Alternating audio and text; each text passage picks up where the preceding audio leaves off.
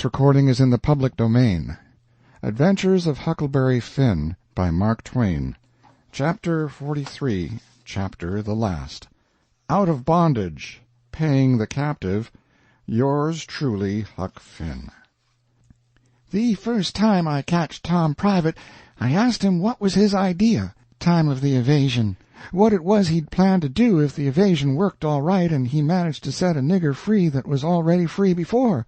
And he said what he planned in his head from the start, if we got Jim out all safe, was for us to run him down the river on the raft and have adventures plumb to the mouth of the river, and then tell him about his being free, and take him back up home on a steamboat, in style, and pay him for his lost time, and write word ahead, and get out all the niggers around, and have them waltz him into town with a torchlight procession and a brass band, and then he would be a hero, and so would we. But I reckoned it was about as well the way it was.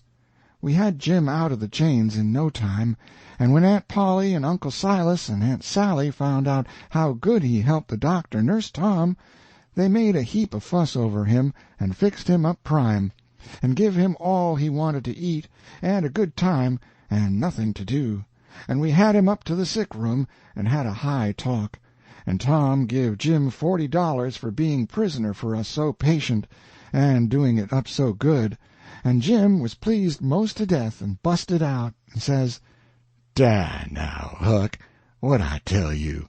"What I tell you up there on Jackson Island?"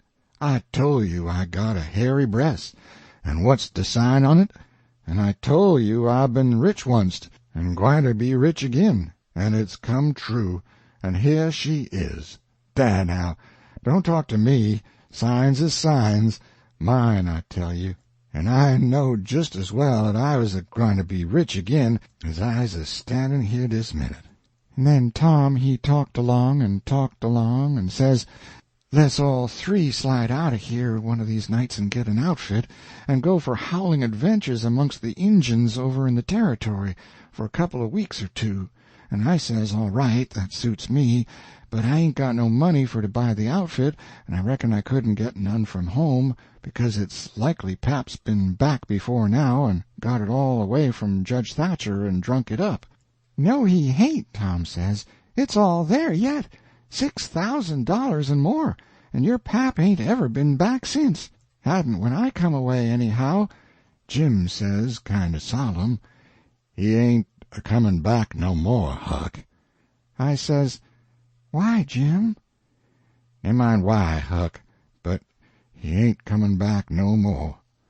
But I kept at him, so at last he says, "Don't you 'member the house that was floatin' down the river, and dey was a man in dah kivered up, and I went in and unkivered him and didn't let you come in? Well, then, you can get your money when you wants it, 'cause that was him." Tom's most well now, and got his bullet around his neck on a watch-guard for a watch, and is always seeing what time it is, and so there ain't nothing more to write about, and I am rotten glad of it, because if I'd a knowed what a trouble it was to make a book I wouldn't a tackled it, and ain't a-going to no more. But I reckon I got to light out for the Territory ahead of the rest, because Aunt Sally, she's going to adopt me and civilize me, and I can't stand it. I've been there before. End of Chapter 43, Chapter the Last, and end of Adventures of Huckleberry Finn by Mark Twain, read by John Greenman.